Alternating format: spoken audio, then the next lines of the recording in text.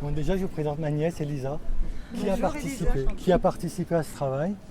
Pendant tout un été, elle a fait des recherches documentaires sur Internet, sur les sites des archives départementales, nationales, vraiment très très largement, et elle m'a vraiment fait avancer d'un grand bond ce sujet. Alors après voilà, pour me présenter, donc, je suis photographe, je suis aussi psychothérapeute. En tant que photographe, moi, je m'intéresse à l'être humain et à l'histoire. En tant que psychothérapeute, je m'intéresse à l'être humain et à l'histoire d'une toute autre manière. Ce projet consiste en fait à faire l'inventaire des lieux d'enfermement d'enfants au 19e, 20e siècle. Il y en a qui sont encore ouverts au 21e siècle. Alors ils ont changé de nom notamment, ils ont changé de plus ou moins de fonction, mais en gros il y a quand même une continuité au niveau historique sur la manière de traiter les enfants, le pourquoi on les enferme et comment, enfin, qu'est-ce qu'ils deviennent, quoi. Ce que j'ai remarqué dans ces recherches-là, j'ai commencé par le 19e siècle et j'ai voulu pousser sur le 20e et jusqu'à aujourd'hui parce que j'ai remarqué que toutes les régions où j'allais, dans le discours des habitants, il y avait l'idée que c'était une originalité d'avoir une colonie pénitentiaire chez soi ou une congrégation religieuse avec un quartier pénitentiaire pour les jeunes filles. Et en fait, moi, ce que j'ai remarqué, c'est que c'était généralisé, aussi bien dans la durée qu'au niveau géographique. Il y a très peu de départements français où il n'y a eu aucune colonie pénitentiaire, ni maison de correction, et même outre-mer. En Algérie, il y en a eu un certain nombre. Alors, c'est un travail au long cours et un travail en cours. Donc, je garde l'outre-mer un peu pour la fin, mais j'ai déjà des éléments où en Algérie, il y en a eu beaucoup. À l'île Maurice, il y en a deux colonies pénitentiaires. Et j'ai quelques éléments qui me laissent penser que dans les protectorats français, donc du Maroc et de Tunisie, il devait y avoir également alors, pas des colonies pénitentiaires, parce que ça c'était la dénomination du 19e siècle, mais des internats spécialisés de l'éducation surveillée. Donc ça c'est la dénomination qu'on donnait au 20e siècle. Donc ce travail, comme je disais en introduction, il démarre par une grande recherche documentaire, très large sur Internet, et puis de plus en plus resserré vers des archives nationales ou départementales, éventuellement des archives privées versées aux archives publiques. Et puis j'accumule aussi des archives personnelles. Alors notamment à partir du 20e, donc tout début 20e, est née la carte postale. Et ça donne l'occasion d'avoir des photographies d'enfants, de lieux. Mais ce qui m'intéresse là pour le coup, c'est surtout l'iconographie d'enfants que j'utilise ensuite en les refotographiant, en travaillant un peu ces éléments comme matière, pour essayer ensuite de le retranscrire en photographie et se donner, avoir quelque chose d'impression de qu'est-ce que ça devait être enfant à cette époque-là. Donc je vous propose qu'on commence par Mettray, donc la colonie dont Jean a parlé ce matin lors de la conférence.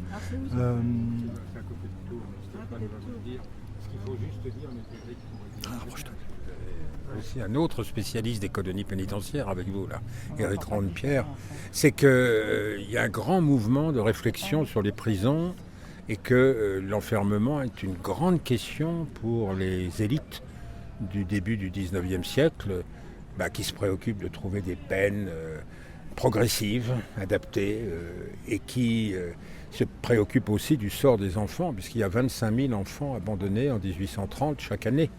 Et qu'aux enfants abandonnés, il faut ajouter les enfants dont les parents veulent se débarrasser au nom du droit de la correction paternelle, le chef de famille étant le représentant de l'État dans la famille, et à quoi s'ajoutent les enfants abandonnés, vagabonds, donc un chiffre considérable de futurs barbares, quoi. Et c'est pour ça qu'on imagine les redresser par le travail de la terre. Et le lieu numéro 1 que vous allez présenter, Stéphane, c'est le modèle, quoi. La colonie la plus riche, la plus observée, la plus visitée, un objet touristique, tourisme pénitentiaire, Mettray.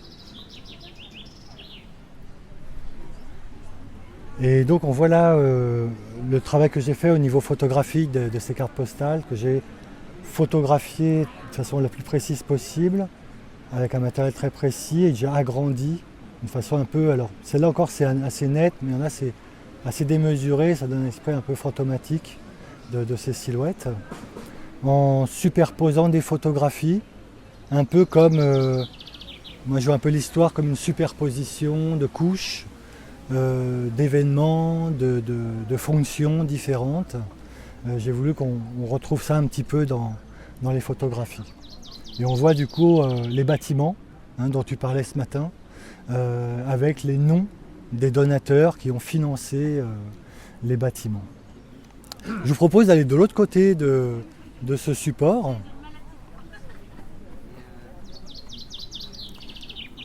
où là on a une gravure, donc une gravure qui représente, alors c'est pas la réalité, c'est une gravure, ça part d'un dessin, c'est pas une photo, donc j'ai pas, dans les recherches que j'ai faites, je sais pas s'il y avait vraiment un bateau au milieu de la colonie, mais tout à l'heure tu en parlais, Jean, pour Belle-Île-en-Mer. Alors Belle-Île-en-Mer, c'est avéré qu'il y avait un bateau de 25 mètres de long posé au milieu de la cour, ce qui permettait de faire la formation professionnelle maritime, où à sec, les enfants, ils apprenaient à lever les voiles, baisser les voiles. Enfin, je ne suis pas très marin, donc je ne sais pas ce qu'ils faisaient d'autre. En tout cas, ils apprenaient à naviguer. Et ensuite, ils avaient un bateau de la même dimension sur l'eau, où une fois qu'ils étaient formés, ils pouvaient aller sur l'eau. Et ils avaient aussi 3 canots à voile et à rame, plus petits, qui permettaient également cet apprentissage. Moi, ce que j'ai remarqué sur cette gravure, là où je trouve ça intéressant, c'est que les petits personnages qu'on voit s'avancer, ça m'a fait penser à ces visites qu'il y avait régulièrement à Mettray, dont tu parlais aussi. Elle était très médiatisée, cette colonie. Pour le moment, j'ai visité à peu près la moitié de la France. À chaque fois que je vais dans une région, dans un département, je vais systématiquement aux archives départementales. Dans 80% des cas, je trouve une plaquette publicitaire de Mettray. Donc il y avait vraiment beaucoup de communication faite autour de cette colonie-là, de toute la France. Donc il y avait des enfants qui venaient de toute la France. Et d'une manière assez systématique, de toute façon, les enfants étaient mis dans une colonie pénitentiaire à plus de 200-300 km de chez eux. Et au 19e siècle, cette distance-là, c'était l'inconnu, c'était l'étranger, c'était les parents, ils ne savaient pas dans quoi était leur enfant. J'ai eu quelques bribes de courrier où le parent demande mais quelle est cette région, comment c'est, voilà, quel est ce pays, quoi. Moi, j'ai vu à la trappe le récit d'une mère bretonne très inquiète du sort de son fils et qui est venue à pied de la Bretagne jusqu'à l'Orne où elle a trouvé son fils mort. Mais c'est assez rare de trouver des témoignages comme ça. Les archives sont surtout administratives et économiques. Et c'est vrai que moi, au niveau des archives, alors j'ai fait énormément de recherches. Après, je spécifie que je ne suis pas historien, je ne fais pas un travail d'historien. Néanmoins, l'histoire m'intéresse énormément. Et ce que je recherche en premier lieu dans les archives, c'est tout ce qui va être iconographique. Parce que moi, en tant que photographe, ça me parle. Comme je le disais tout à l'heure, là aussi, je travaille sur la superposition d'archives, où là on voit donc, superposé à cette gravure plein format, donc des images de cartes postales avec le travail des enfants de Mettray. Donc ça c'est début 19e où voilà, un peu, enfin, moi ça me fait penser beaucoup au bagne, cette photo-là. Quand même, ils cassent des cailloux, c'est très clair. Et on voit voilà, le système de couchage par hamac. C'est très rare ce type de photographie, les hamacs de Mettray. Voilà. On peut les enlever. On peut les enlever, donc ça fait de la place. Voilà, donc c'était une pièce qui était allouée à une sorte de famille. 20, 30, 40, c'est monté jusqu'à 50 enfants qui vivaient dans le même bâtiment. ils appelaient ça une famille avec un patriarche. Donc on retrouvait ces structures familiales dans la colonie. Et il était nommé ou désigné des jeunes détenus qui devenaient des grands frères, qui devenaient un peu les surveillants de leurs camarades.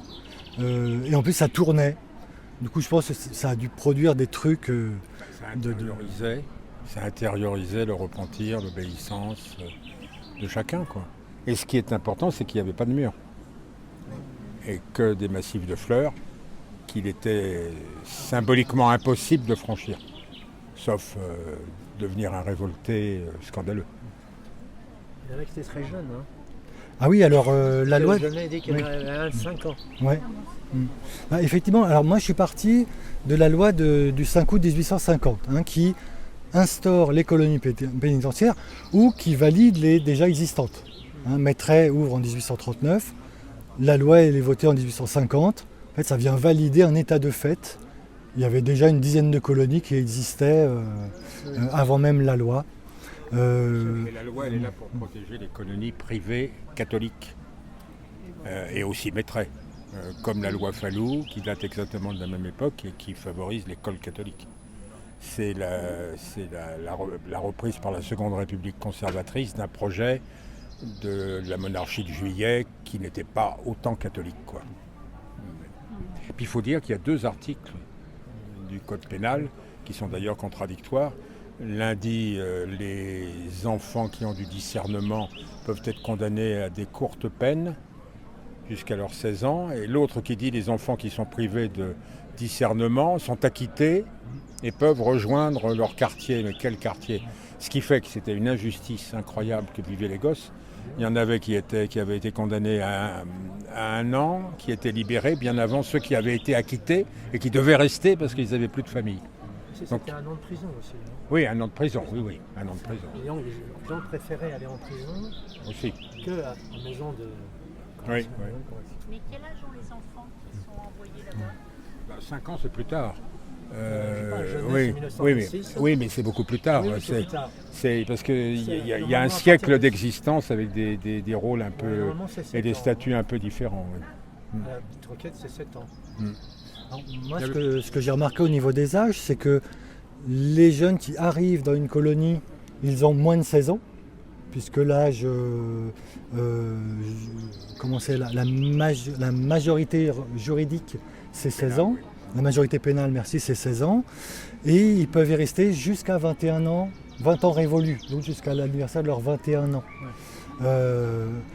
Et quand ils sortent, ils ont une obligation de suivi de minimum 3 ans par l'assistance publique. Donc ça court encore une sorte de contrôle qui dure même à la sortie. Et la loi ne définit pas d'âge limite inférieur. Non. C'est pour ça qu'on peut se retrouver avec des enfants 8, 9 ans, 7 ans, 6 ans, 5 ans. Moi j'ai vu au niveau informatif dans une congrégation du Bon Pasteur, une enfant de 4 ans. Voilà. Alors je parle du Bon Pasteur, donc là on parle des garçons en fait avec Mettray.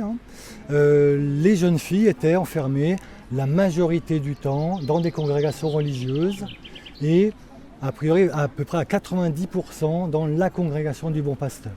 Il y a eu d'autres congrégations pour filles, mais c'était vraiment, c'était les 10% restants. Et le temps aidant, fin 19e, début 20e, là aussi l'État a créé ses propres colonies publiques pour garçons et pour filles. Il y a notamment pour filles Cadillac, qu'on pourrait voir un peu plus loin, Clermont-de-Loise, voilà, il y en a eu 3-4 spécialisés pour les filles.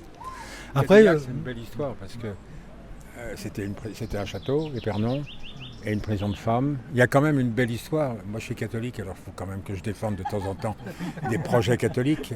C'est tout l'inverse du Bon Pasteur. Dans les années 1860, il y avait donc cette prison de femmes, et il y avait un prêtre qui prêchait aux femmes, qui s'appelait le Père Lataste, un dominicain. Et il ne supportait pas toutes les règles qu'on imposait à ses filles. Et lui, il a fondé une congrégation très peu connue, qui existe encore, qui s'appelle les Dominicaines de Béthanie. Vous connaissez, Eric?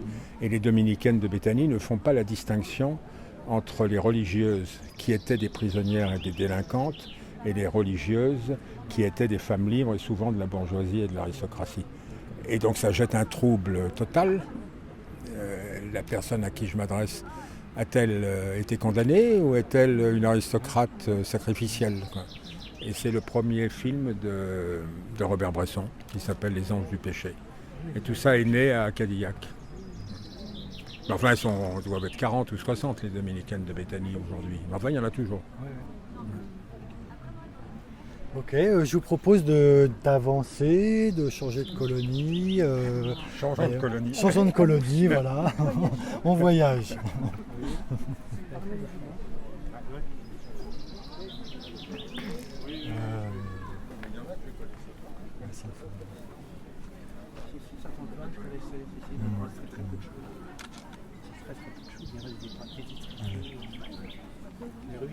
Alors là, on a d'un côté Sainte-Foy-la-Grande. Donc tu en parlais un peu aussi ce midi. La seule colonie protestante que j'ai trouvée, hein, il y en a peut-être d'autres, mais en tout cas c'est celle que j'ai trouvée. Chez les mécènes de Maitret. Les philanthropes, oui. Oui, du coup, alors voilà, encore une fois, hein, je ne parle pas en tant qu'historien, donc je suppose que les protestants, ils en ont eu un peu marre qu'on envoie leurs enfants dans des colonies catholiques. Donc ils ont créé leur propre colonie protestante. Au départ, garçons et filles, alors pas mélangés évidemment, hein, mais dans des bâtiments différents. A priori, ça n'a pas bien marché, voire très mal marché, le fait qu'il y ait des garçons et des filles au même endroit. Donc ils ont arrêté assez vite, au bout de quelques années, d'y enfermer des filles. Et c'est devenu, pendant encore 30 ans, colonie de garçons. Là, voilà, encore une archive donc, que je trouve très intéressante et en même temps, ça permet de mettre un peu d'humour dans tout ce corpus. Pour vous le résumer, si vous ne l'avez pas encore lu, mais je vous invite vraiment à le lire entier, c'est un petit mot qui a été retrouvé dans les affaires d'un détenu, où il écrit à ses camarades, ils sont 3, il y a leur matricule ici, 910, 948, 965, et puis leur nom, et ils écrivent, je vais en lire quelques bribes. Colomb, prenez courage, car un jour viendra plein de rage, nous pourrons sur ces maudits de surveillants faire renticher leurs terribles catalans. C'est alors que nous verrons la colonie se transformer en une horrible boucherie.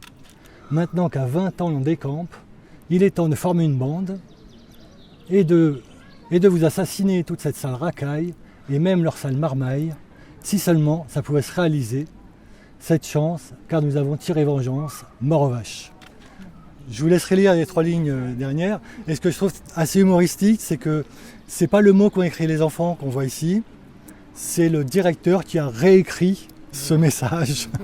Je trouve intéressant qu'il a été obligé comme ça de...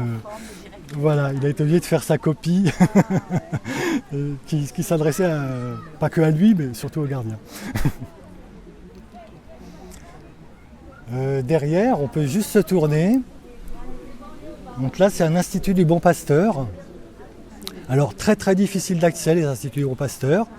À la fois, comme tu le soulignais, Jean, les archives sont fermées, voire verrouillées. Ce sont des archives privées. Donc elles sont détenues par la colonie Bon Pasteur. Elles sont à Angers, au siège social de la congrégation. Sœur Marie-Euphrasie-Pelletier, qui est celle qui a créé cette... Enfin pas créé, c'est Jean Eudes en 1641 qui a créé la première congrégation. Ensuite, au fil du temps, elle s'est séparée en plusieurs branches et la pluie arrive. Et donc il y a notamment la branche dite du Bon Pasteur de Marie-Euphrasie-Pelletier. C'est pas gênant pour les photos là, C'est fait pour les photos. C'est plus gênant pour nous. Et donc il y a quand même eu, d'après mes recherches, encore une fois, il y aurait eu 80 bons pasteurs en France, avec quasiment chacun un quartier pénitentiaire.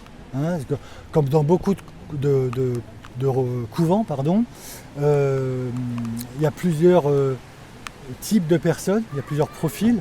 Il y a les personnes qui viennent d'elles-mêmes parce qu'elles ont envie de devenir religieuses. Il y a les personnes qui y mettent leurs filles pour des raisons éducatives, religieuses également, et donc qui payent je ne sais pas comment on appelle ça, qui payent une pension, voilà, pour leur enfant. Et puis, cette congrégation se serait spécialisée dans les filles de justice, comme on a pu les appeler à un moment donné, donc en créant un nouveau quartier dit de pénitentes. Hein. L'idée, c'est quand même, que ce soit pour les filles ou pour les garçons, il fallait que les enfants fassent leur amendement, hein, et qu'ils fassent pénitence. Hein. Il fallait quand même qu'il y ait quelque chose de l'ordre de la souffrance, de la rédemption, du pardon, qui était très présent.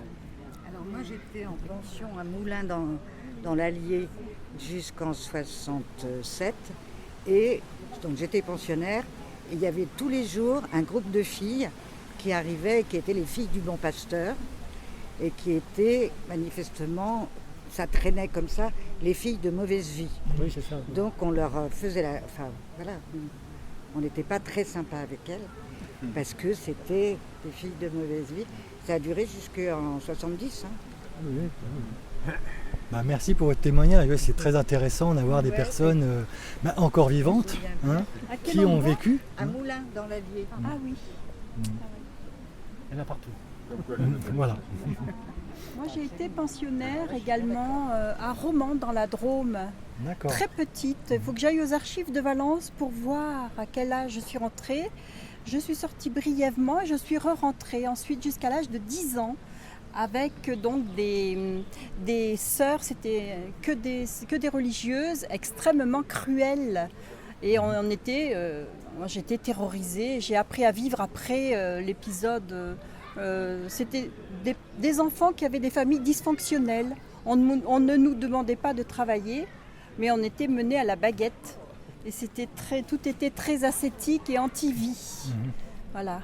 Donc je voudrais aller me renseigner aux archives de Valence, mais tout à l'heure vous avez parlé d'Internet et je me dis peut-être que je devrais regarder déjà sur... voilà, ça m'a donné l'idée. Et quand je vais rentrer chez moi, je vais aller jeter un œil.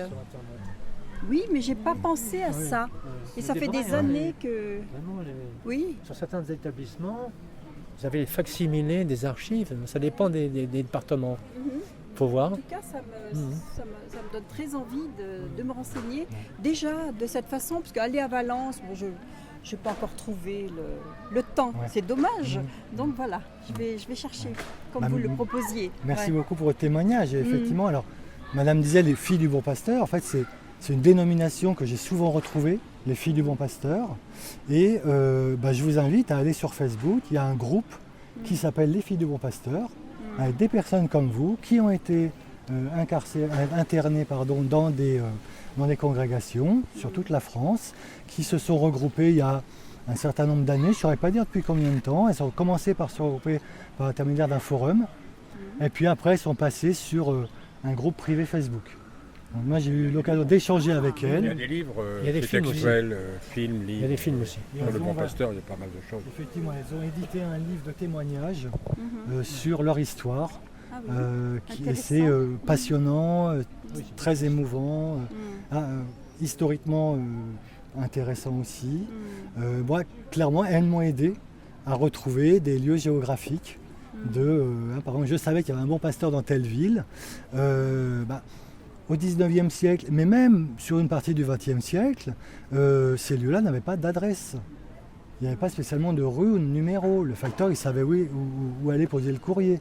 Les Bons Pasteurs, c'était connu. La colonie pénitentiaire de Mettray, de Sainte-Foy-la-Grande ou autre, c'était tellement connu, il n'y avait pas d'adresse. Même aux archives départementales, il n'y a pas toujours les adresses postales de ces lieux-là. On sait tellement où c'est. Après, je pense que... ça a été démoli. D'accord. Donc une fois, j'ai voulu revoir à l'âge adulte ces locaux là. Il y avait un garage à la place. Donc, D'accord. il n'y a plus de traces. C'est pour ça que je me disais, j'aimerais beaucoup voir encore s'il y a des photos, s'il y a pour l'impression que Et ça c'est là peut effectivement où les faire. archives sont très très intéressantes et précieuses. Ouais. C'est que les bâtiments, alors dans une majorité de cas, moi je retrouve des bâtiments, que c'est certains éléments, mais il y a quand même un pourcentage de bâtiments que je n'ai pas retrouvé du tout. Donc là, quand on a des archives, c'est vraiment précieux et important. Ouais. On peut changer de colonie, effectivement. Oui, changeons de colonie. Mon voisin de 90 ans a vécu enfant dans une maison de correction. Et la particularité, c'est qu'il a un copain, son meilleur copain était aussi avec lui. Et il se raconte, une fois il m'a raconté les sévices qu'il subissait, et ça serait intéressant de lui tirer les vers du nez un peu plus. Mais bon, il est obnubilé par le fait qu'il a un tableau qu'il attribue à Poussin et qu'il veut faire reconnaître comme tel, et donc il ne parle que de ça. Et donc il faut, pour l'orienter vers son enfance, il faudrait être très persuasif. Là, peut-être pour vous répondre en tant que psychothérapeute,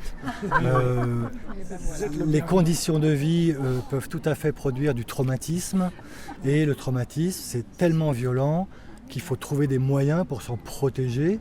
Et il y a notamment le silence, choisir un autre sujet auquel parler, auquel penser, pour éviter de se reconnecter à toute cette violence, à toute cette souffrance intérieure. Allez, c'était une parenthèse psychologique. Je vous propose. Il y a le cas de Poussin, quoi. Parce que trouver ça comme dissimulateur, comme masque, c'est... Non, je pense que sans révéler je pense que c'est une activité sexuelle intensive qui a servi d'exutoire en ce qui le concerne. D'accord. Voilà. Donc, je vous propose un transfert d'une colonie à l'autre, et on peut passer à Belle-Île-en-Mer. Quand même colonie célèbre. Affaire suivante. Belle-Île. Alors donc on va au début.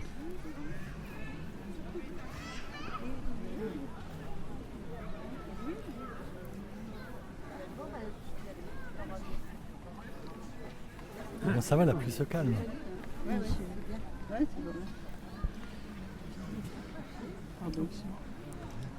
Donc là on voit ici un des bâtiments de la colonie de Belle-Île-en-Mer. Alors, il faut savoir déjà que la colonie de Belle-Île-en-Mer, il y a la colonie maritime pénitentiaire, où tout à l'heure je parlais de bateaux. Donc on voit aussi un espace, une partie d'une carte postale, on aperçoit l'arrière du bateau. Et on voit les murs de 5 mètres de haut. Donc, pour répondre à la question que tu posais ce matin, est-ce que c'est un mythe, le fait que même en haut du mât on ne voit pas la mer? Je pense que c'est un mythe. Les murs font 5 mètres. On leur faisait faire des exercices au mât, mais pour voir la mer, il fallait vraiment qu'ils grimpent vraiment à l'extrémité du mât. Et quand ils étaient punis, ils restaient en haut du mât. C'est dans le livre de Chalandon. En fait, depuis l'établissement, on ne voit pas la mer. C'est un plafond. Je me souviens plus. La distance est trop grande. La distance est trop grande depuis le palais là. Depuis le palais, on ne voit pas la mer. Attends, qu'est-ce qui est intéressant dans le cas de Belle-Île, c'est le refus de la population, aujourd'hui encore, de parler de ça, de l'hostilité de la population. Oui, c'est le thème du livre de Chalandon. Là, oui. Très hostile. Oui. Avec quand même... alors moi, j'ai pas côtoyé la population, j'ai côtoyé des agents de la municipalité. J'ai été bien accueilli. Oui. On m'a accompagné là où il fallait des clés pour rentrer. Et c'était pendant la période Covid, donc 2020. Et là, aux dernières nouvelles, c'était déjà... Il y avait un désir de faire un espace muséographique, un espace de mémoire, et c'est en cours. Voilà, il y a quelque chose qui est en travail, qui est en cours. Il y a un espace déjà de créer pour aller dans ce sens, dans un des bâtiments. Donc là, on voit une partie d'un bâtiment. Cette colonie maritime, c'était 4 grands bâtiments comme ça. Ils doivent faire peut-être une centaine de mètres chaque bâtiment, entourés de ce mur d'enceinte.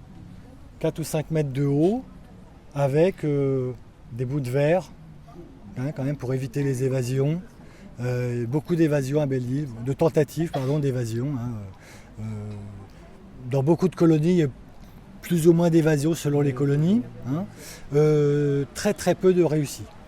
Il y avait vraiment, comme tu le soulignais, il y avait la population autour, rattrapait vite les enfants.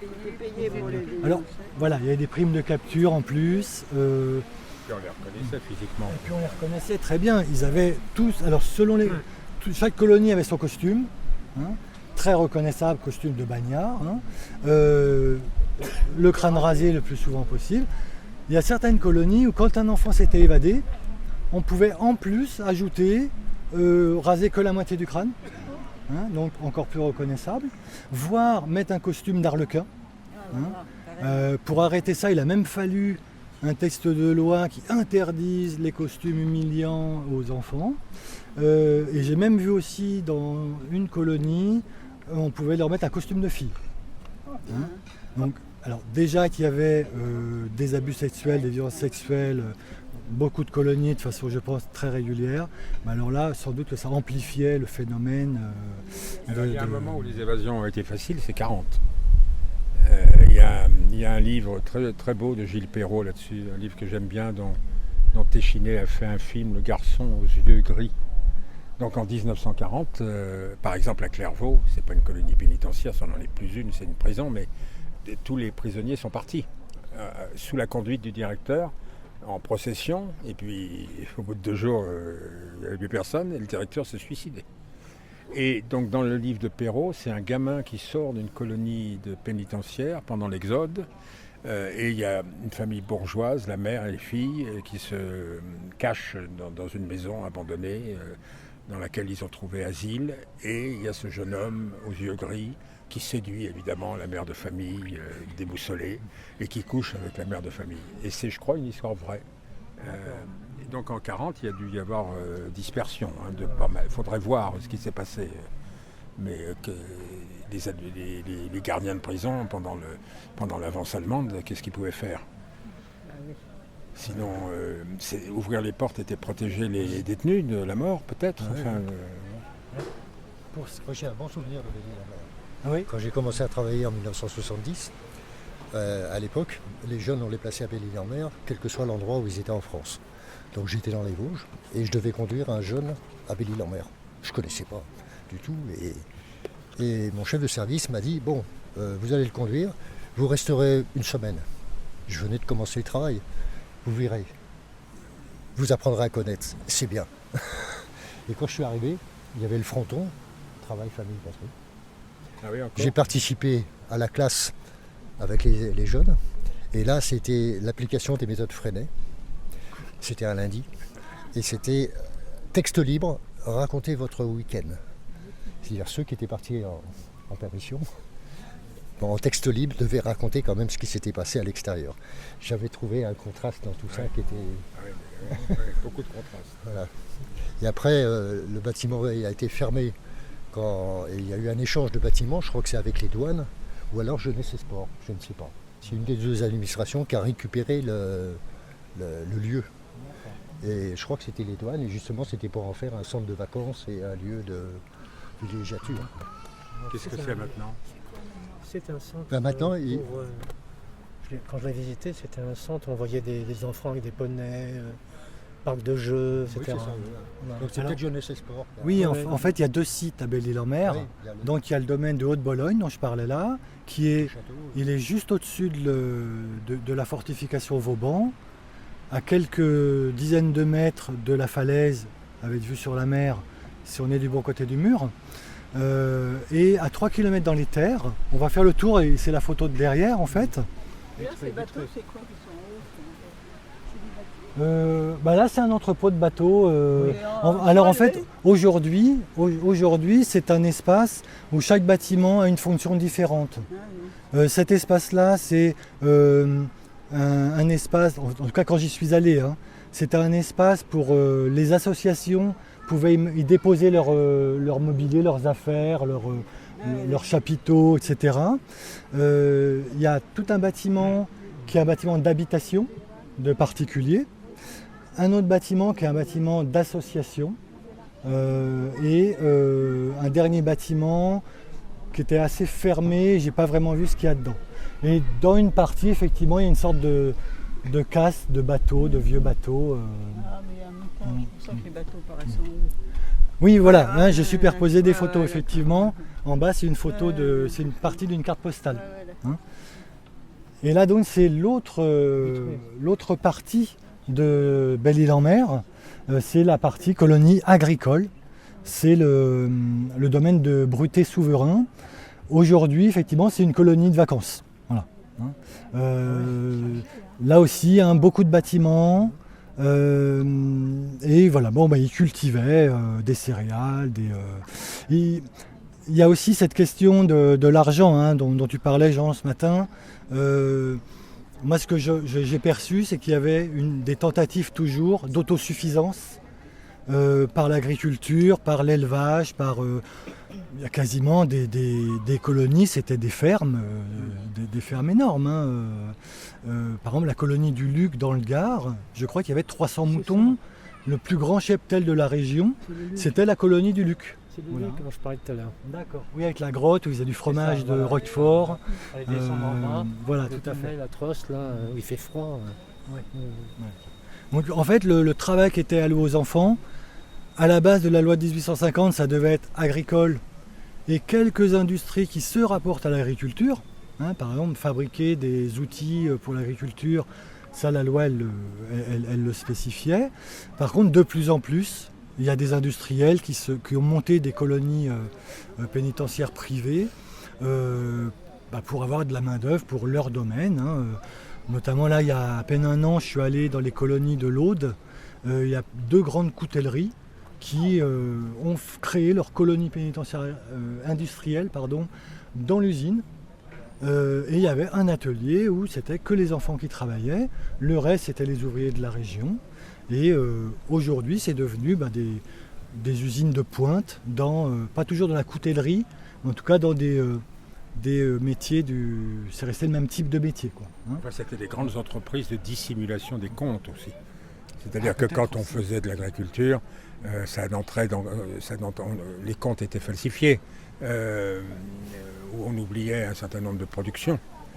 Ce qui permettait de réclamer davantage d'argent à l'État parce qu'on n'arrivait pas à boucler les fins de mois. Oui, voilà, c'est là où le travail d'historien il est super intéressant et important parce que si on lit que les archives, moi ce que j'ai lu dans les archives, c'est toujours effectivement on manque d'argent, il faut nous donner des subsides, le prix de journée n'est pas assez élevé. Les produits de la colo agricole de Belle-Île, où allaient-ils, comment étaient-ils commercialisés, comment les comptabilisait-on Oui, c'était c'était la colonie qui comptabilisait elle-même ce qu'elle produisait, donc effectivement. Alors je vous propose de changer de colonie, de passer juste à côté. C'est un autre type de colonie. Donc là on parle des colonies pénitentiaires agricoles, maritimes, industrielles. Là c'est une colonie correctionnelle. Donc là on passe. Et l'idée c'était, et la loi disait que les enfants dits insubordonnés des colonies privées, ou publiques, mais des colonies pénitentiaires, il fallait les mettre dans des colonies encore plus sévères, où la discipline était encore plus dure. Et la première à être créée, c'est en Corse, sur les hauteurs d'Ajaccio, ça s'appelle Saint-Antoine-Castelluccio. Alors à l'époque, 19e siècle, c'était pas le maquis d'aujourd'hui, c'était des marais, c'était infesté de moustiques. Les enfants étaient très malades, très très souvent malades, des fièvres, des maux de ventre. En plus, ils étaient spécifiquement encore plus mal nourris que dans d'autres colonies. C'est la colonie où il y a le plus fort taux de mortalité que j'ai trouvé. 14% d'enfants morts. Aujourd'hui, aujourd'hui, il y a ce bâtiment. Voilà. La colonie pour enfants, il y a ce bâtiment. Quelques centaines de mètres plus haut, dans la colline, il y a un hôpital, aujourd'hui un hôpital général et psychiatrique, il y avait la direction de la colonie pour enfants qui était là-haut, mais en fait tous ces bâtiments-là, c'est surtout la prison de Cotic-Chavarri, qui était la prison pour adultes. Et un peu plus bas là, c'était vraiment que pour les enfants. Il reste également un petit cimetière d'enfants aujourd'hui, qui a été un peu réhabilité, un peu investi par la municipalité. Ils l'ont un peu sécurisé, on va dire. Il est fermé, voilà. Donc c'est ça la photo du bas. Et puis j'ai photographié des eucalyptus aussi, parce que là c'était une colonie horticole. Ils ont planté beaucoup d'arbres. Alors tout ce qui pousse en Corse, c'est pas en métropole, orangers, citronniers et des eucalyptus. où ils pensaient en fait que les eucalyptus allaient protéger les enfants de la malaria, de la fièvre typhoïde. Bon, Ça se fume bien l'eucalyptus. oui, à part un bon parfum, en tout cas ça ne les a pas protégés des maladies du tout. J'ai mis une page d'archives que j'ai trouvé intéressante parce que dans cette colonie-là, il y avait un autre travail auquel étaient soumis les enfants, c'était aller ramasser les déchets d'Ajaccio. Donc les déchets, mais d'animaux, d'êtres humains, en gros la merde. Hein. Voilà, il les charriait sur des chariots. Ça aussi, ça a dû occasionner des maladies. Alors là, au niveau archives, j'ai pas pu avoir accès à toutes les archives des archives départementales de Corse du Sud. J'ai senti chez le personnel une sorte de rétention où on m'expliquait non, mais les registres d'écrou là, ils sont pas là. Mais comment ça se fait? Ils sont empruntés? Non, mais on n'a pas accès. Mais voilà, on m'a jamais donné de vraie réponse. Mais bon, j'ai compris qu'il fallait pas forcer le trait. J'ai eu les archives possibles. J'ai fait avec. Après, encore une fois, moi, je suis photographe. L'intérêt, c'était de prendre des photos. Au dos, j'ai très, très beau courrier, très émouvant et très rare. C'est le courrier d'un enfant. Hein, tout à l'heure, on te reparlait lors de ta conférence. Hein, on a très peu le discours des enfants, la vision des enfants sur ce qu'ils ont vécu. Là, c'est un exemple qui en parle, avec un enfant voilà, qui raconte un petit peu à ses parents, en fait, qu'il a demandé une grâce au directeur.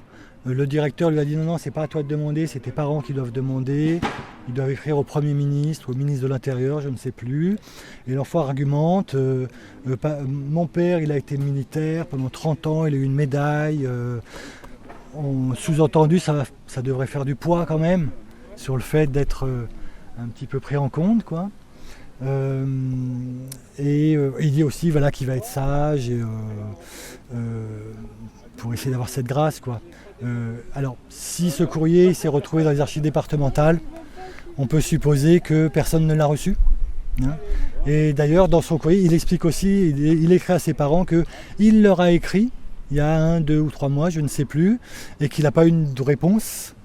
Donc on peut se demander si il n'y a pas plusieurs courriers qui sont restés lettres mortes, quoi. Les courriers n'étaient pas envoyés. Voilà. Il y avait très très peu, d'après ce que j'ai vu, de contact entre les parents et leurs enfants détenus. Hein. Juste un mot sur les cimetières, tu en as photographié quelques-uns? C'est rare. Hein. C'est rare, il y a Castellucci, il y a Saint-Ilan en Bretagne. Aujourd'hui, c'est une école assez renommée, horticulture, agriculture, etc. Il y a un petit cimetière. Alors, il y a un cimetière, après on se demande est-ce que ce sont les prêtres ou les enfants. C'est pas toujours très clair quand c'est une congrégation, parce qu'il n'y a pas spécialement, ou même rarement les noms sur les tombes, enfin sur les sépultures. Là, c'est un peu flou. On est dans la transmission orale, après, je fais un peu moins confiance à ce type de transmission.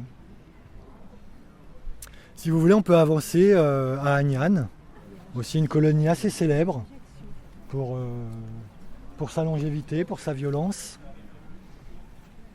Une colonie d'État. Et une colonie d'État, ouais. Elle a démarré 1 an privé et de suite elle a été reprise par l'État. Voilà, alors là au niveau géographique, c'est 1 hectare encerclé de murs. On n'est pas comme à Mettray où c'est des parterres de fleurs qui délimitent le tour. Et de ce que j'ai pu lire au niveau des livres d'historiens, hein, j'ai une bibliothèque sur ce domaine-là avec Christian Carlier, Orgaillac, bien d'autres. Cette promiscuité, en fait, le fait qu'un hectare, ça peut paraître grand, mais encerclé de murs, quand il y a 500 ou 700 enfants, il y a pas mal de promiscuité quand même. Donc c'est une colonie où il y avait pas mal de mutineries, il y aurait même eu des meurtres de gardiens, des meurtres d'enfants, une violence disciplinaire quand même très importante au XXe siècle. Et puis elle s'est transformée dans les années 1970 à peu près en centre de loisirs. Donc là, voilà, changement de fonction, a priori ça se passait très bien. Et puis l'État, à un moment, 1990, a décidé de fermer. Et ils ont pas seulement fermé, ils ont fermé et ils ont laissé tous les locaux à l'abandon. Du coup, moi, quand j'y suis allé, c'est quasiment à l'état de ruine, hein. Alors, la communauté de communes a Très graffité. regagné, enfin, l'État a donné à la communauté de communes L'intérieur, peut-être. les bâtiments, mais elle leur a donné des ruines. Donc eux, ils cherchent de l'argent pour essayer de réhabiliter, d'en faire quelque chose. Et tu parles effectivement, Eric, des graffitis. Ça a été, ce que je trouve aussi intéressant, les jeunes d'Aniane, ils sont rentrés par effraction dans les bâtiments et ils ont graffé. Ils ont beaucoup graffé, des pièces entières, c'est magnifique. Aujourd'hui, il y a des visites guidées uniquement pour les graffitis. J'ai trouvé ça génial. On peut faire le tour de la photo. Archéologique aussi. Il y avait des fouilles archéologiques. Oui, tout à fait. Il y a aussi eu des fouilles archéologiques il y a quelques années. Je pense bloquer tout projet. Effectivement, toute de la cour, réhabilitation, voilà, toute la cour a été un grand chantier ouvert sur 2-3 mètres de profondeur pour trouver en fait la première abbaye. Ah oui, d'accord. Oui, C'est pas une abbaye qui a grandi. Oui, mais c'est une abbaye Saint-Benoît qui d'Aniane, s'est- c'est un grand Voilà. réformateur Hein. monastique. Ah oui, c'est ça. C'est un peu la superposition de l'histoire, hein. Il faut creuser pour aller chercher la première abbaye qui est sous cette abbaye-là, quoi. Donc effectivement, la grande cour d'honneur, elle a été creusée assez profondément et assez longtemps, hein, effectivement. Ouais, Hein. ouais. Mm. Quand on y est allé, il y avait une sorte de plaque, enfin des fouilles qui étaient en cours et qui n'étaient pas. Ça a duré très longtemps. Je crois que c'est même pas terminé. D'accord. Peut-être aussi faute de budget de recherche. Peut-être, ouais. Mm. Mais oui, c'est vrai que c'est un peu une espèce d'énorme verrue dans la ville, ce bâtiment. Et Tout à fait. Ça en prend fait, c'est vraiment un beaucoup de- boulet, je pense, au niveau économique. Et à la fois, c'est une richesse quand même patrimoniale, historique. Donc, que faire? Que faire, ouais. Ouais, ouais. Alors, Alors, le dernier médecin d'Aniane, pénitentiaire, c'est un très grand écrivain occitan qui il est mort maintenant. Moi, j'avais parlé un peu d'Aniane avec lui, Max Rouquette, dont les Occitans disaient qu'il méritait le prix Nobel. Ça. Et c'est un très bel écrivain. Et alors, je ne sais pas s'il a des archives, il est mort, mais si sa famille n'a pas des archives je ne crois pas qu'il ait publié sur Aniane. D'accord. Mais il a dû prendre des notes, Max J'ai Rouquette. pas entendu son nom, mais Non, mais effectivement, il est mort il y a 20 ans peut-être. peut-être qu'il y a des archives privées qui ont été versées aux archives départementales, ce qui serait très intéressant. Hein. Un médecin écrivain qui exerce là pendant 20 ans, 15 ou 20 ans, il n'a pas pu ne pas écrire là-dessus. Ouais, il doit y avoir des Enfin, choses à dire. il me semble. Alors je vous propose de faire juste le tour. Des bâtiments qui appartiennent à qui en fait? Alors ça appartenait à l'État jusque À l'État? tout le temps de la colonie pénitentiaire. Oui, En 1990, la propriété a été transférée à la communauté de communes, oui. qui est quand même relativement peu fortunée. Bah, Ouais, il faut quand même de gros moyens. pour eux, ça me fait- Donc pour réhabiliter, ils cherchent du financement. Laissez-le par terre, monsieur. Laissez-le par terre. Ouais, ouais. Elle ne retombera pas. Merci. On va arrêter la fin de la Bon, visite parce que le vent se lève. on veut les uns après les autres. Voilà. Bon. Allez, on peut juste s'arrêter là. Donc ça, c'était l'infirmerie. Donc évidemment, les ateliers de travail au fond, avec ce grand mur hein, qui ceint tout l'établissement. Et puis j'y ai superposé une photo des barreaux de l'infirmerie pour le coup, hein, et avec un graffiti qu'on voit en arrière-plan. Voilà. J'ai trouvé très intéressant que voilà, encore une fois, hein, que les jeunes se saisissent de ce lieu, qui graffent et j'ai attendu. Là, j'ai eu de la chance parce que j'ai pu rester à Aniane pendant 3 jours. Donc j'ai pu attendre vraiment le moment précis au niveau de la lumière pour avoir uniquement l'œil et la joue et puis les barreaux qui cernent ce visage. Voilà. Il y avait quelque chose qui nous avait vraiment frappé à Aniane, c'était la morgue. Tu as vu ce bâtiment Qui est à côté de l'infirmerie. Mais oui, c'est ça, c'est juste à côté. Et, c'est un bâtiment, une morgue destinée aux enfants. Tout à fait. Dans un lieu qui les accueille entre guillemets. Et ça, c'est vrai qu'on l'a pas vu dans d'autres. Moi, ça m'a glacé complètement sur Oui, ce c'est bâtiment. C'est vrai que c'est unique. Ouais. Je l'ai vu que à Agnan, le fait qu'il y ait une morgue là. C'était très grand, il y avait combien d'enfants? Alors là, C'était une énorme. ma mémoire est limitée. 500. 500. Ouais, jusqu'à 500 en 1889. Ouais. Tous les bâtiments sont sur 3 niveaux. Moi j'ai été guidé par la responsable du bâtiment de la communauté de communes. Même elle qui connaissait, on s'est perdu quoi. On tourne un peu en rond parce que les bâtiments sont en carré. Il y a un moment on ne sait plus vraiment où on est. Le clocher de l'église est un repère. On essaye de faire comme ça. C'est assez énorme en fait. Et il a été, ça a continué d'avoir des enfants détenus au XXe siècle. Les ateliers ils sont d'une surface gigantesque également. Hein.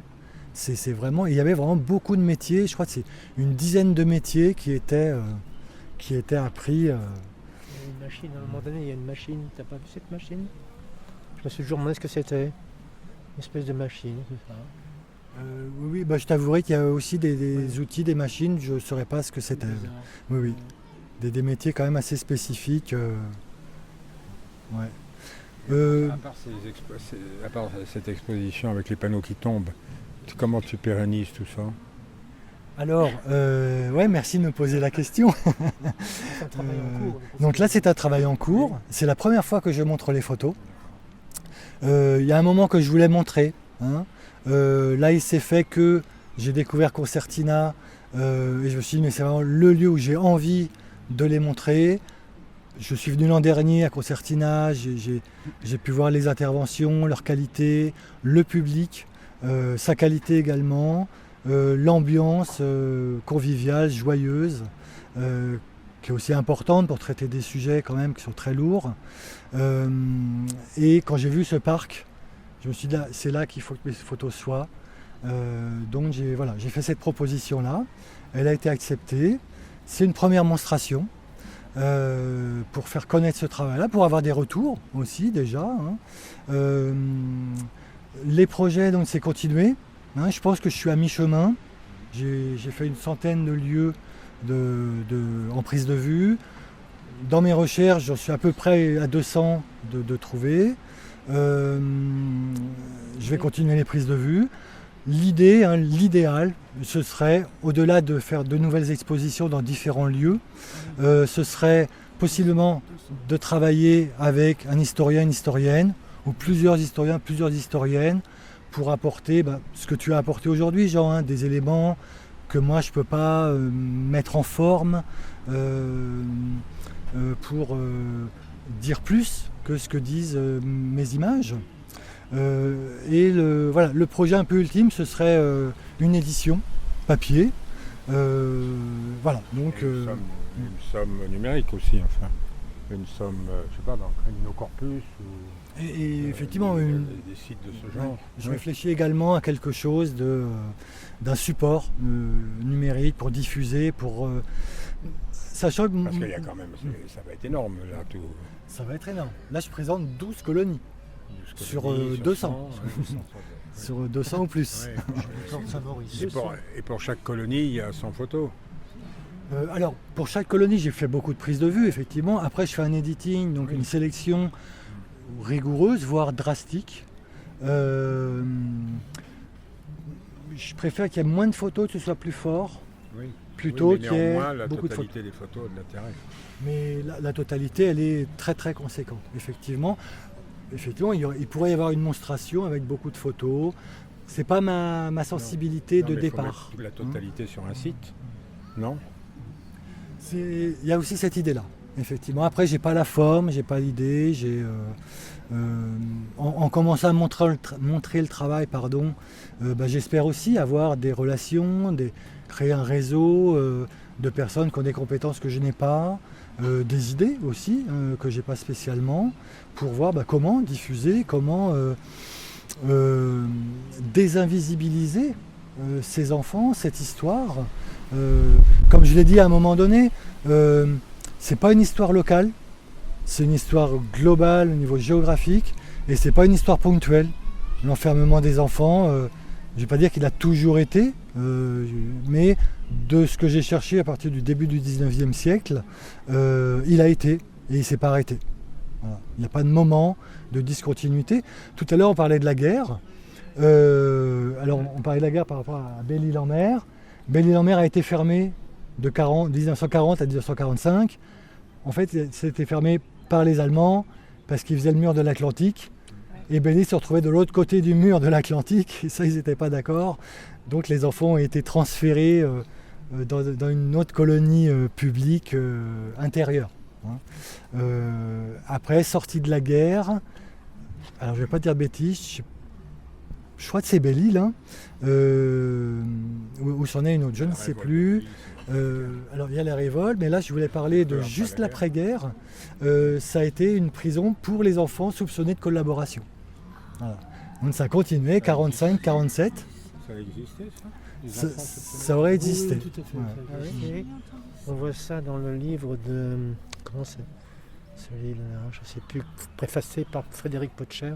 Je ne me souviens plus du nom du type.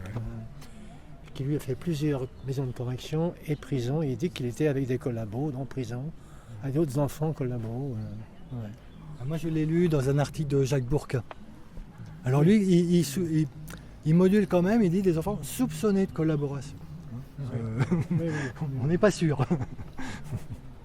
Et si on prend l'établissement de Neuchâteau, qui était un internat professionnel créé dans les années 45, là, l'un des premiers. Dans les Vosges, Neuchâteau. Oui, dans les Vosges. Quand on reprend l'histoire de cet établissement et l'utilisation qui a été faite par l'armée, dans les différentes périodes, c'est assez impressionnant de voir. C'est toujours des gens qui sont exclus.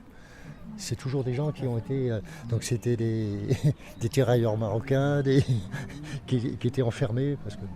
Oui, et moi ce que j'ai vu au départ des colonies pénitentiaires, il y avait quand même l'idée de nettoyer Paris.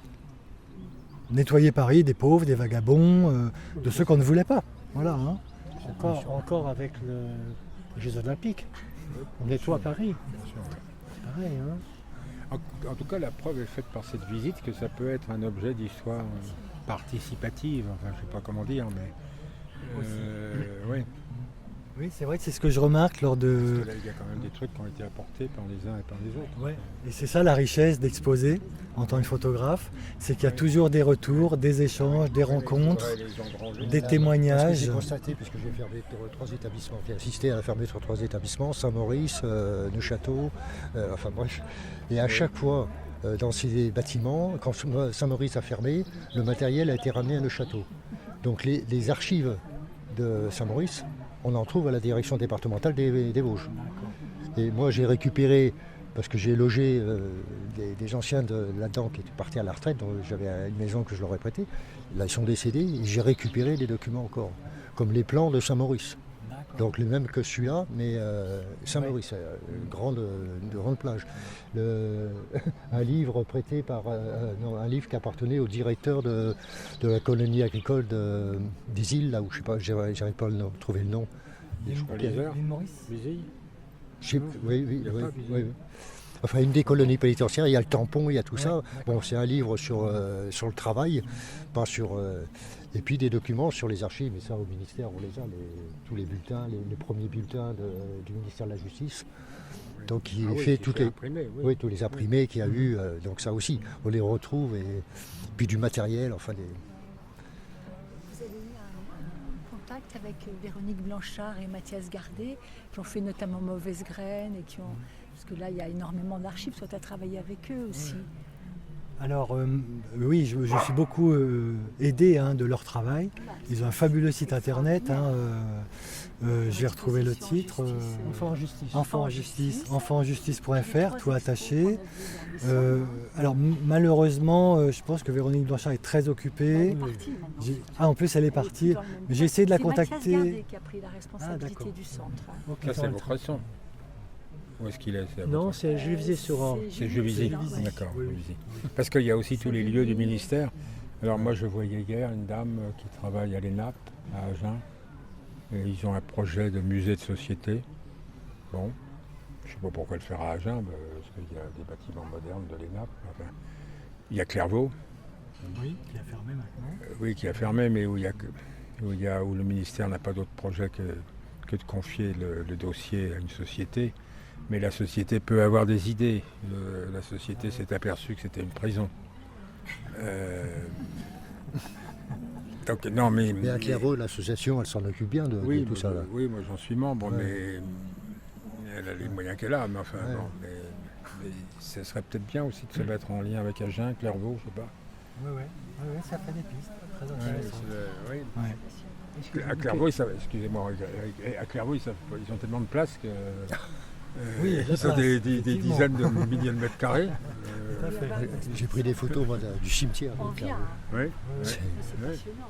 Il y a encore beaucoup à faire en fait. Je voulais savoir si vous aviez lu des livres de détenus, parce qu'il y avait quand même quelques détenus, pas au 19e, hein, mais au 20e. Vous avez lu les romans, c'est pas trop d'ailleurs des fois. Tout à fait, oui. J'ai lu des livres de détenus, Fernand Léger pour Maitret.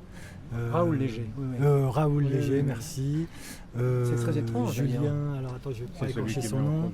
Oui. C'est Julien Boissière pour Auberive. Où dans le cartel là, j'ai retranscrit ce qu'il dit d'Auberive. C'est hyper violent. Auberive, dans la Haute-Marne, il y avait une colonie. L'abbaye d'Auberive, oui. Oui, mais ils sont accueillants. C'était le Dano tout à l'heure. Le Dano, il y a de la place là aussi. la Mouscaille. C'est ça. Et c'est un lieu d'art contemporain. Mais revenu. Oui, mais ils seraient accueillants pour stocker, je sais pas, exposer ou non. Enfin, c'est pas. Oui, mais ça fait une piste de plus. Et effectivement, exposer dans un lieu qui a été colonie pénitentiaire, ça a beaucoup de sens. Ça a vraiment beaucoup de sens. Alors, je ne sais pas si tu t'intéresses à d'autres pratiques artistiques qui traitent de ce sujet, mais enfin nous, du coup, voilà, on a des écoutilles, voilà. Et il y a d'autres artistes qui ne sont pas forcément photographes là actuellement qui travaillent. Je sais pas si. Alors, s'il y a eu Jacqueline Salmon, qui est photographe, qui a fait un truc sur Agnan, que tu as certainement vu. Il y a Laure Texier, qui est plasticienne et qui a fait un travail sur Belle-Île, sur la petite roquette. Alors, elle qui est vraiment plasticienne, qui fait vraiment plus de la sculpture, des installations, des dessins. Et puis, il y a Agnès Geoffrey, voilà, qui a travaillé à Cadillac. Il y a aussi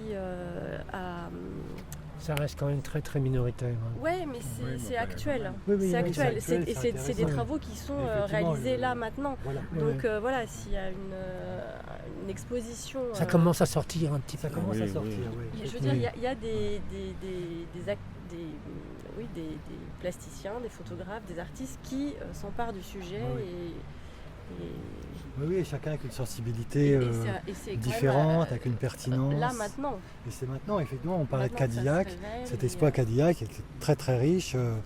Elle a reproduit des gants, puisque les filles fabriquaient notamment des gants, en plus de la broderie, la couture, le blanchissage. Et sur les gants, elle a imprimé en gravure les termes par lesquels on appelait ces filles. Mauvaise fille, vicieuse, tous ces noms d'oiseaux par lesquels on les désignait, qui sont tous des visions de la féminité aussi. Et moi, ce que j'y vois, pour être un peu plus général, c'est qu'il y a une violence faite au corps, de garçons et de filles, mais d'une manière peut-être encore plus violente et plus spécifique pour les filles, et puis une violence faite à l'enfance. L'enfance... soit elle fait peur, soit elle est trop remuante, il y a toujours quelque chose qui ne va pas. Et la réponse, c'est très régulièrement, et encore aujourd'hui, c'est contraindre, c'est corriger, c'est la violence, c'est quand même une réponse encore trop systématique, quoi. C'est un truc, la correction c'est un vieux truc. Si tu lis la Bible, les proverbes, corrige ton fils, etc. Voilà. C'est quelque chose qui parcourt toute l'histoire humaine, mais je trouve ça intéressant parce que ce n'est qu'au XVIe siècle qu'on met les gens, les pauvres en général, dans des maisons spécialisées, dans des grandes bâtisses, et qu'on les fait travailler pour les corriger, pour les amender. Et c'est une invention anglaise. J'insiste là-dessus parce que tu parles beaucoup qui est très peu de protestants, mais enfin toute cette histoire corrective vient du protestantisme et des pays, c'est l'Angleterre, l'Allemagne et la Hollande, les provinces unies comme on disait. Bon, c'est ces trois pays qui sont à la pointe. Et les catholiques suivent, Oui, le grand renfermement, Voilà. les pauvres sous Louis Ça, XIV, c'est après. exactement. L'hôpital général, etc. Il y a une chose dont on ne parle jamais, c'est que la première maison de correction construite spécialement pour les mineurs est en Italie en 1703. C'est à San Michele, de Rome. C'est déjà le fonctionnement de la petite requête. L'étymologie du mot travail. Comment ? L'étymologie du mot travail, c'est pas torture? Ah, si. Mais, Oui. mais ça vaut pas le coup de faire une association, un centre, un lieu où tous les gens qui s'intéressent à cette question Une fondation, Bah oui. 2 hectares. Le propriétaire d'Aubry, c'est un ancien vice-président du MEDEF. Oui. Non, mais on peut trouver. Non, mais c'est surtout pour faire circuler l'information d'abord. Enfin, je sais pas. Et là, il faut trouver des autistes qui soient en capacité de nous aider par rapport à leur rassemblement de toutes ces informations, Voilà, c'est ça. le tri. Qui puisse structurer tout ça Parce que c'est et le rendre, disons, médiatique et vendable. Au sens large du terme. Oui, enfin accessible, Accessible, c'est ça. on Voilà. va dire. Si vous voulez bien qu'on C'est mieux. utilise des mots sur lesquels tout le monde va pouvoir s'entendre, je sais pas. Oui.